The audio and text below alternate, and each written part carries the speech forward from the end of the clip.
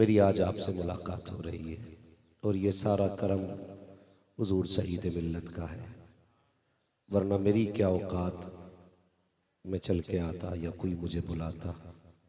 सच ये है कि जिसे चाहा दर पे बुला लिया, जिसे चाहा अपना बना लिया।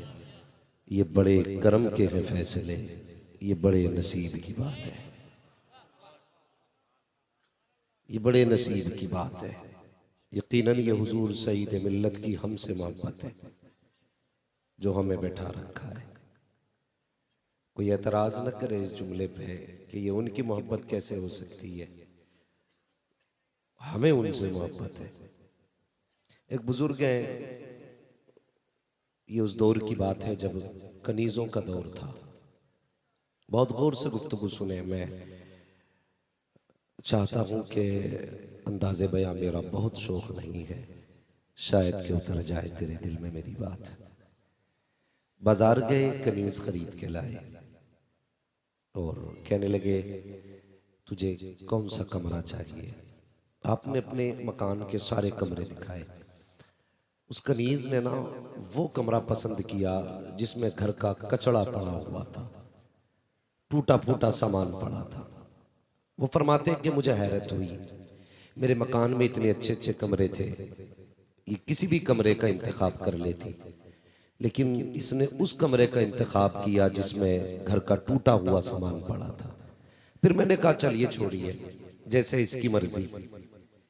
तो जब वो उस कमरे में जाने लगी तो वो बुजुर्ग कहते हैं कि मैंने उस लड़की से कहा, बहुत गौर से बात सुने, मैंने उस लड़की से कहा कि कमरे तो और भी थे, तूने इसी कमरे का इंतखाब क्यों किया, इसमें तो टूटा फूटा सामान पड़ा है, कोई अच्छा खूबसूरत कमरा ले लेते। तो वो कहते हैं लड़की ने बड़ा प्यारा जवाब दिया, कहती हजरत कमरे सामान से अच्छे नहीं होते हैं, कमरे खुदा के जिक्र से अच्छे हुआ करते हैं। हाँ, कीमती कालीन से कमरे की खूबसूरती नहीं बढ़ती, बल्कि खुदा के जिक्र से कमरों की खूबसूरती बढ़ा करती है। कहने लगे मैंने सोचा कनीज है, किसी अक्लमंद किसी इल्म वाले के पास रही होगी, इसलिए ये बात कह गई। कहने लगे जब रात आई ना, वो अपने कमरे में, मैं अपने कमरे में। कहते आधी रात को किसी के रोने की आवाज आई, मैं बिस्तर से उठा बाहर निकला ना तो वो आवाज उसी लड़की के कमरे से आ रही थी। मुझे ख्याल हुआ शायद इसकी तबीयत खराब होगी। मैंने हल्के से खिड़की खोल के देखा ना तो वो दर्द में नहीं रो रही थी, वो बुखार में नहीं थी। कहते हैं वो मुसल्ले पे खड़ी थी, लब पे कुरान था, आंख में आंसू थे, हिचकियां बंधी थी उसकी। कहने लगे बस फिर क्या था, वो उधर रो रही थी, मैं इधर रो रहा था, वो उधर रो रही थी, मैं इधर रो रहा था, मैं दरवाजे के बाहर खड़ा रहा। फिर कहते हैं वो फारिग हुई नमाज से, फिर वो वक्त भी आ गया जिसमें रब कहता है मांग क्या मांगता है, इज्जत मांगोगे दूंगा, दौलत मांगोगे दूंगा, शोहरत मांगोगे तो मैं दूंगा। कहते हैं जब वो वक्त आया ना उसने हाथ उठा दिए। कहते हैं उसके जो जुमले थे ना बड़े अजीब और गरीब उसके मुंह से जुमले निकले। वो कहती है या रब मुझे बख्श दे, तुझे उस मोहब्बत का वास्ता जो तू मुझसे करता है। समझ गए ना? वो कहती है मुझे बख्श दे, तुझे उस मोहब्बत का वास्ता जो तू मुझसे करता है। कहते मैं बर्दाश्त न कर सका, मैंने दरवाजा खोला, मैंने कहा ठीक है तूने इबादत की, नेक बंदी है, लेकिन ये तेरे जुमले हजम नहीं हुए, वापस ले ले। ये कैसे हो सकता है कि तू खुदा तुझसे मोहब्बत करता है, कहना है तो ये कि या अल्लाह तुझे मेरी मोहब्बत का वास्ता, ये तूने क्यों कहा कि अल्लाह तुझे उस मोहब्बत का वास्ता जो तू मुझसे करता है। उसने कहा ठीक आप आली में अपनी जगह है, लेकिन मैं अपने कौल से नहीं हटूंगी। का फिर दलील दे, इस पे दलील क्या है कि वो तुझसे मोहब्बत करता है। तो अब सुनना पूरी गुफ्तगू का माहसल। उसने कहा था सबसे बड़ी दलील तो ये है कि उसे मुझसे मोहब्बत है, तभी तो उसने मुझे जगा रखा है, और तुझसे मोहब्बत रखी है इसलिए तुझे अपने मुसल्ले से हटा रखा। तो यहां जितने बैठे हैं यकीनन ये इनकी मोहब्बत है। हाँ, हुजूर सईद मिल्लत हमसे मोहब्बत करते हैं जो हमें बुला रखा है, वरना यार कौन किसे अपने आंगन में बुलाता है, कौन किसे अपने आंगन में बुलाता है। लोग तो अपनी गली से नहीं गुजरने देते। मजाक बात है दस्तरखान पे आ जाना। बिना दावत के साहब गरीब से गरीब रोटी खाने नहीं जाता है, उसे अपनी इज्जत प्यारी होती है। तो बिन बुलाए अगर गरीब दस्तरखान पे नहीं जाता तो बिन बुलाए उनके गुलाम उनकी चौखट पे कैसे आ सकते हैं। जिसे चाहा दर पे बुला लिया, जिसे चाहा अपना बना लिया। ये बड़े कर्म के है फैसले, ये बड़े नसीब की बात है। मैं तो चलो मुरादाबाद से आया, कुछ उससे भी तो दूर से आए होंगे, कोई और भी सफर तय करके आए होंगे। अल्लाह उनका सफर कबूल करे। मगर मेरा कलेजा ठंडा हुआ हुजूर गुलाम मासूम साहब की जो काविशें हैं, इस ताल्लुक से मैंने सुना। मेरी आदत है मैं कहीं भी जाता हूं ना पहले पता करता हूं, बताइए इसका मुजाबर कैसा है। हाँ जी, मुजाबरों का बड़ा रफा। मगर कलेजा ठंडा हुआ, पता चला सिर्फ यहां पर दिल साफ नहीं किए जाते हैं बल्कि साफ दिलों के अंदर कुरान भी उतारा जाता है।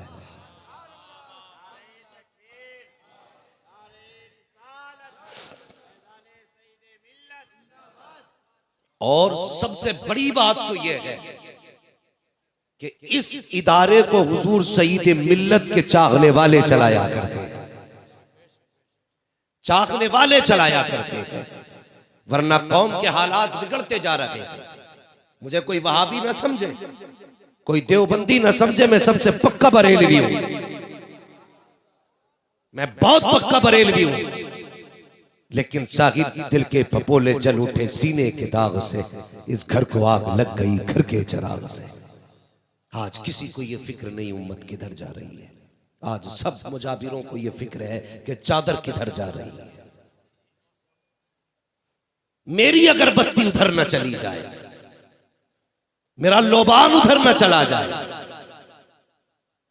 सब ये सोच रहे हैं अगर गुलाब उधर गया तो कंपनी घाटे में आएगी।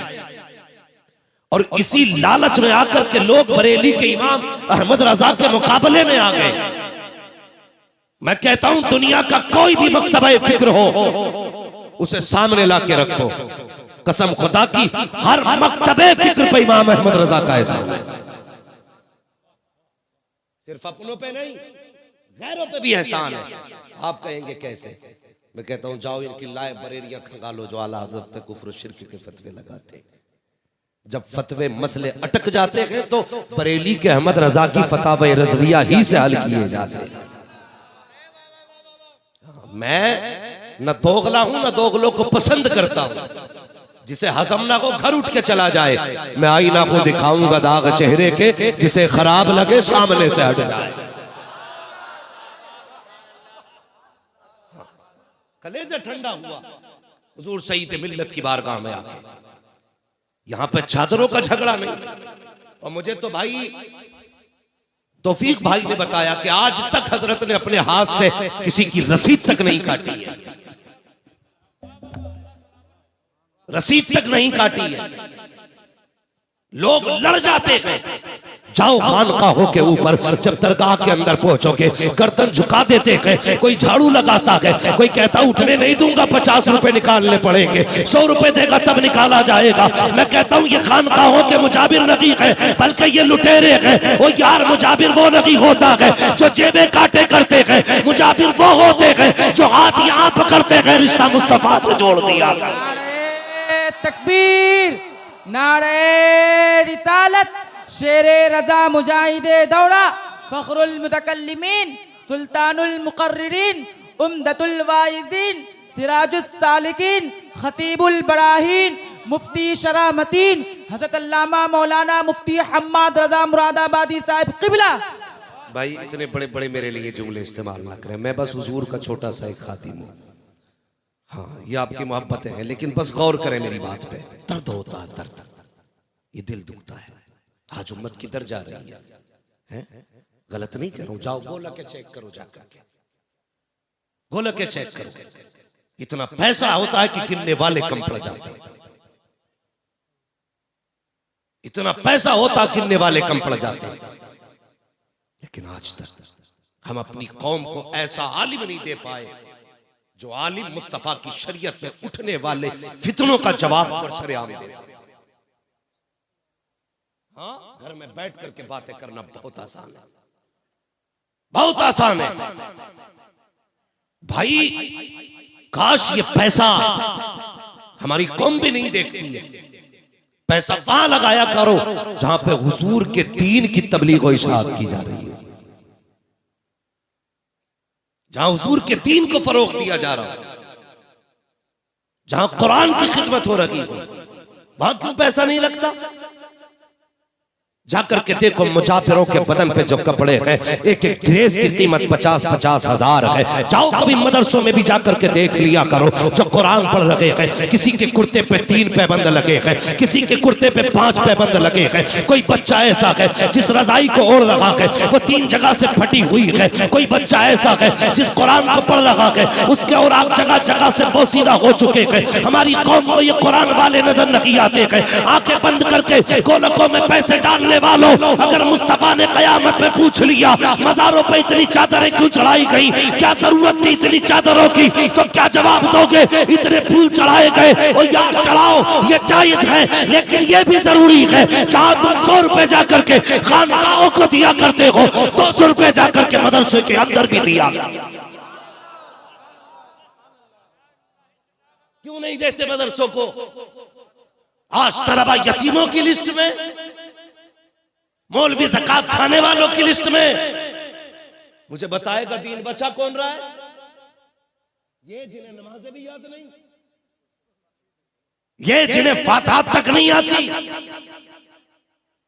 ये जो असल ठेकेदार होते दीन के, जिनके चेहरों पे दाढ़ियां तक नहीं। कितने मौलवियों को इसलिए हिकारत से देखा जाता है स्टेशन एयरपोर्ट के अंदर कि इनके चेहरे पे मुस्तफा की सुन्नत सजी होती है, इसलिए इनको तबाह करने की कोशिश की जाती है क्योंकि इनका लिबास मुस्तफा वाला है। और यार सलाम करो इस कौम को, इसने लिबास पहना है, दाढ़ी रखी है, टोपी लगाई है, जमाना दुश्मन है लेकिन डरता नहीं है, फिक्र नहीं करता है। वो करेंगे भी किस लिए? मरने की तरफ देख, न जीने की तरफ देख। जब चोट लगे दिल को मदीने की तरफ।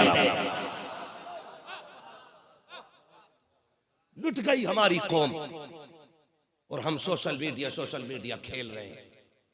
खेलने का वक्त नहीं है, अब मेरी कौम को फैसला करना होगा, फैसला करना होगा मेरी कौम को। हमें दीन भी बचाना है, हमें कौम भी बचाना है। बोलो बचाओगे कि नहीं? कोशिश करेंगे इंशाअल्लाह।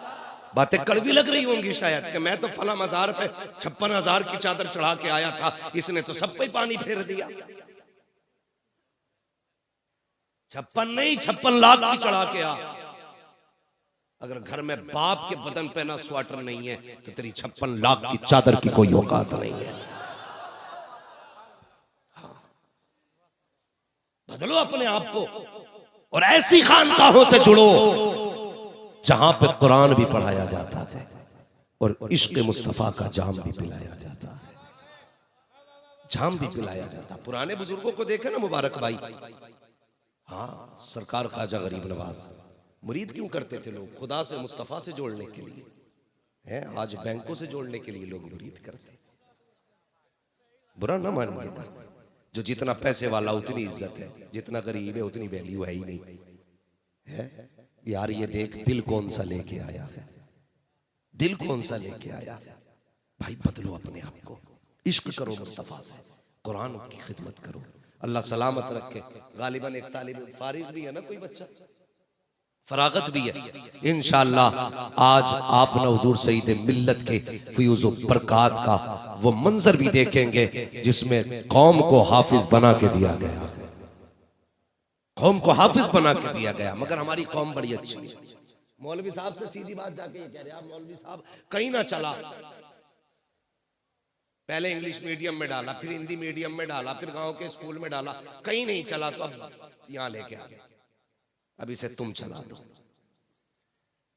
ये बात अलग है। जो सिक्का कहीं नहीं चलता है वो बाजार नबी में चला करता है। जिसे कोई सीने से नहीं लगाता उसे मेरे मुस्तफा सीने से लगाते। ये सच्ची बात है, गलत नहीं कर रहा हूं। इंग्लिश मीडियम में आप बच्चे का एडमिशन कराने जाए तो प्रिंसिपल होता है ना, वो कहता है जी एंट्री बाद में ड्रेस पहले, एंट्री बाद में जूते पहले, एंट्री बाद में बस्ता पहले, एंट्री बाद में किताबें पहले, एंट्री बाद में मदरसे की स्कूल की फॉर्मेलिटी पहले। ये स्कूल वाले होते हैं, कहते हैं ये आला मेयार की तालीम है, ये सारी चीजें पहले कराते हो। मगर कसम खुदा की बरअक्स मदरसों को देखो, मदरसा कहता आ अंदर आ जा, ड्रेस मैं दूंगा, जूते मैं दूंगा, बस्ता मैं दूंगा, सोने की जगह मैं दूंगा, खाने का इंतजाम मेरा है, रहने का इंतजाम मैं करूंगा, नाश्ता मैं कराऊंगा, तालीम भी मुफ्त दी जाएगी। बताओ तो सही, जब सबने ठुकराया है तभी तो मदरसों ने सीने से लगाया। आज हमारी कौम इसी की दुश्मन है, इसी की दुश्मन है। भाई खिदमत करो दीन की, खिदमत करो दीन की।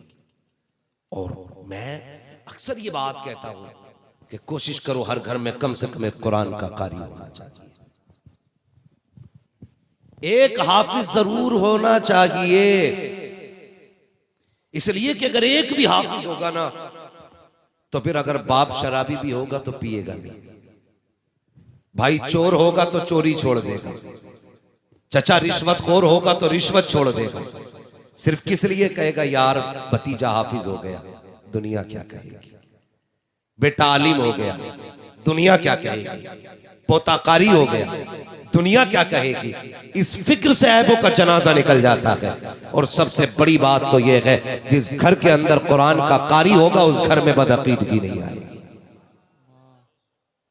इसलिए कोशिश करो हर घर के अंदर कुरान का कारी बनाओ। हर बंदा कोशिश करे कि मुझे अपने बच्चे पढ़ाने, पढ़ाएंगे इंशाअल्लाह। हमारे मारेरह शरीफ का एक ऐलान रहता है, आधी रोटी खाएंगे बच्चों को, जोर से आधी रोटी खाएंगे बच्चों को पढ़ाएंगे। यही वजह है जो जाहिलों की हिम्मतें हो रही हैं।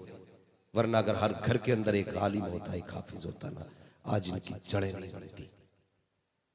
इसलिए कोशिश करो तालीम को फरोग दो, खुद भी पढ़ो, बच्चों को भी पढ़ाओ, और फिर देखना घर के अंदर जन्नत की बहारें नजर आएंगी, बहारें नजर आएंगी।